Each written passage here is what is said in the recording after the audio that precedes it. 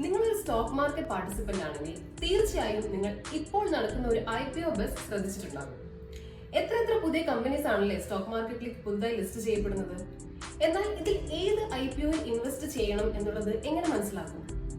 ഇന്നത്തെ വീഡിയോയിൽ നമുക്ക് ഡിസ്കസ് ചെയ്യാം. ഒരു IPOയിൽ ഇൻവെസ്റ്റ് ചെയ്യുന്നതിന് മുന്നേ അറിഞ്ഞിരിക്കേണ്ട ചില ഇമ്പോർട്ടന്റ് ആയിട്ടുള്ള ടേം. നമ്മളെ പോലുള്ള ഇൻവെസ്റ്റേഴ്സിന് അപ്ലൈ ചെയ്യാനായി ഒരു IPO എന്നാണോ ഓപ്പൺ ആകുന്നത് അതാണ് IPOയുടെ ഓപ്പണിംഗ് ഡേറ്റ് എന്ന് പറയുന്നത്. അപ്പോൾ ക്ലോസിംഗ് ഡേറ്റ് എന്നായിരിക്കും? ആ IPO എന്ന് വരെ അപ്ലൈ ചെയ്യാം, അല്ലെങ്കിൽ അതിന്റെ ഫൈനൽ ഡേറ്റിനെയാണ് IPO ക്ലോസിംഗ് ഡേറ്റ് എന്ന് പറയുന്നത്.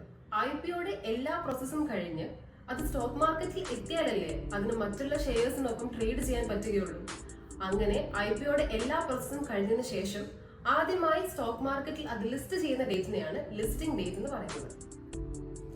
ഓരോ ഷെയറിനും ഓരോ ഷെയർ പ്രൈസ് ഉള്ളതുപോലെ തന്നെ ഓരോ IPOയ്ക്കും ഒരു വില നിശ്ചയിച്ചിട്ടുണ്ടാകും. ഇത് ഐദർ ഒരു ഫിക്സഡ് റേറ്റ് ആയിരിക്കും, ഇല്ല എന്നുണ്ടെങ്കിൽ ഒരു പ്രൈസ് റേഞ്ച് ആയിരിക്കും.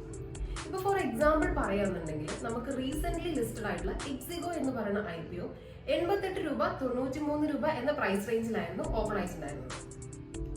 ഒരു ഷെയറിൽ ഇൻവെസ്റ്റ് ചെയ്യുന്ന പോലെ നമുക്കൊരു IPOയിൽ ഇഷ്ടമുള്ള ക്വാണ്ടിറ്റി മേടിക്കാൻ സാധിക്കുകയില്ല.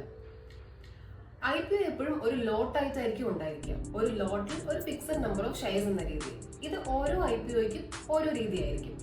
ഇപ്പൊ എക്സിഗോയുടെ കേസ് എടുത്ത് നോക്കുകയാണെങ്കിൽ തന്നെ അതിൽ ഒരു ലോട്ട് എന്ന് പറയുന്നത് 161 ഷെയർസ് ആയിരുന്നു. ഇപ്പൊ നമ്മുടെ ലിസ്റ്റിംഗ് ഡേറ്റിനെ പറ്റി ഓൾറെഡി കണ്ടല്ലോ. അതേപോലെ ലിസ്റ്റിംഗ് പ്രൈസ് എന്ന് പറയുന്നത് ഒരു IPO ആദ്യമായി സ്റ്റോക്ക് മാർക്കറ്റിലേക്ക് ലിസ്റ്റ് ചെയ്യപ്പെടുന്ന പ്രൈസ്, അല്ലെന്നുണ്ടെങ്കിൽ അത് ട്രേഡ് ചെയ്യാൻ സ്റ്റാർട്ട് ആകുന്ന ആ പ്രൈസിനെയാണ് ലിസ്റ്റിംഗ് പ്രൈസ് എന്ന് പറയുന്നത്. ഇനി എന്താണ് ലിസ്റ്റിംഗ് ഗെയിൻ എന്ന് നോക്കാം.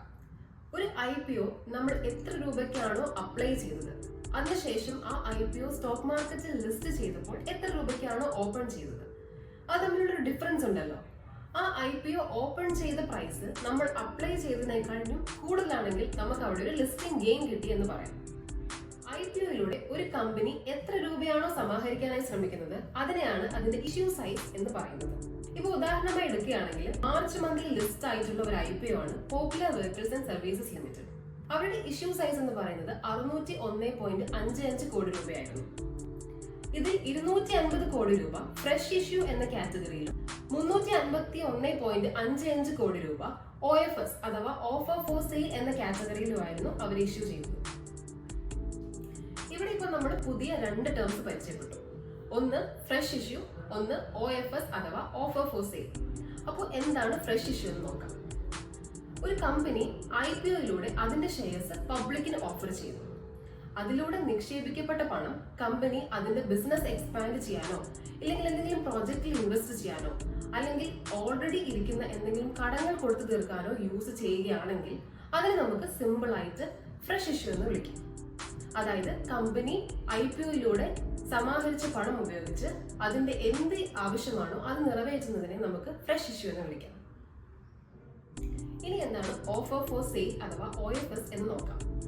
ഒരു കമ്പനി IPOയിലേക്ക് വരുന്നതിന് ഒരുപാട് കാലം മുന്നേ തന്നെ, അതായത് ആരംഭഘട്ടത്തിൽ തന്നെ ഒരുപാട് സ്റ്റേക്ക് ഹോൾഡേഴ്സ് അല്ലെങ്കിൽ ഷെയർ ഹോൾഡേഴ്സ് ആ കമ്പനിയെ വിശ്വസിച്ച് ഇൻവെസ്റ്റ് ചെയ്തിട്ടുണ്ടാകും. അപ്പൊ ഇവർക്കൊക്കെ ഇവരുടെ ഷെയർസ് വിറ്റ് പ്രോഫിറ്റ് എടുത്ത് അല്ലെങ്കിൽ നല്ലൊരു റിട്ടേൺ എടുത്ത് ഇതിൽ നിന്ന് എക്സിറ്റ് ചെയ്യാൻ കിട്ടുന്ന ഒരു അവസരമാണ് OFS അല്ലെങ്കിൽ ഓഫർ ഫോർ സെയിൽ എന്ന് പറയും. ഒരു IPO എപ്പോൾ ഓപ്പൺ ആകും, എപ്പോൾ ക്ലോസ് ആകും, അതിന്റെ ഇഷ്യൂ സൈസ് എത്രയാണ്, പ്രൈസ് ബാൻഡ് എത്രയാണ്, മുൻകാലങ്ങളിലെ അതിന്റെ പെർഫോമൻസ് എങ്ങനെയാണ് എന്നുള്ള എല്ലാ ഡീറ്റെയിൽ ആയിട്ടുള്ള ഇൻഫർമേഷനും അവൈലബിൾ ആയിട്ടുള്ള ഒരു ഡോക്യുമെന്റ് ആണ് റെഡ് ഹെയറിംഗ് പ്രോസ്പെക്ടസ് അഥവാ RHP എന്ന് പറയുന്നത്. നിങ്ങൾ IPOയിൽ ഇൻവെസ്റ്റ് ചെയ്യാൻ ശ്രമിക്കുന്നുണ്ടെങ്കിൽ തീർച്ചയായും ഈ ഒരു ഡോക്യുമെന്റ് വായിച്ചിരിക്കേണ്ടതാണ്. IPOയിലൂടെ വാങ്ങപ്പെട്ട ഷെയറുകൾ സ്റ്റോക്ക് മാർക്കറ്റിൽ ലിസ്റ്റ് ചെയ്യപ്പെടുന്നതിന് മുന്നേ തന്നെ ട്രേഡ് ചെയ്യപ്പെടുന്ന ഒട്ടും റെഗുലേറ്റഡ് അല്ലാത്ത ഒരു അൺഒഫീഷ്യൽ ആയിട്ടുള്ള മാർക്കറ്റാണ് ഗ്രേ മാർക്കറ്റ് എന്ന് പറയുന്നത്.